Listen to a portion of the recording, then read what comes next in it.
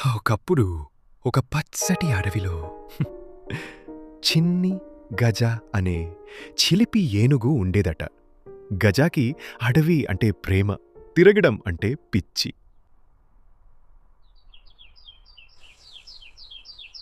ఒకరోజు ఉదయాన్నే పక్షులు పాడుతుంటే, సూర్యుడు పైకి ఎక్కుతుంటే గజ తల కొంచెం తిప్పి ఇలా అనుకుంది, నేడు నేను అడవిలో ఏమేమి ఆకారాలు కనిపెడతానో చూద్దాం.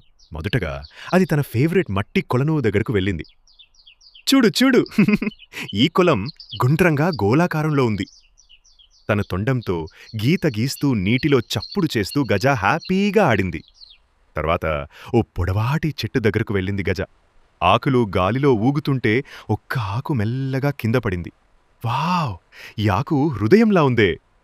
గజ దాని తొండంతో తీసి ఆకాశం వైపు ఎత్తి చూసింది. అది మెరుస్తూ కనిపించింది. కొంచెం ముందుకెళ్తే చిన్న చీమలు వరుసగా చిన్న కట్టెలు మోస్తూ వెళ్తున్నాయి.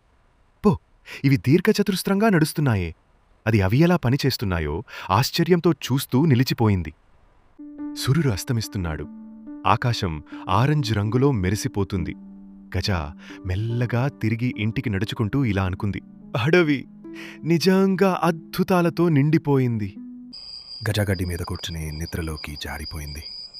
ఆ కలల్లో వృత్తాలు, హృదయాలు, చతురస్రాలు అన్నీ నాట్యం చేస్తున్నాయి. ఇలా మా గజ ఎప్పటికీ మర్చిపోలేని ఆకారాల అడవిలో మధురమైన రోజు గడిపింది.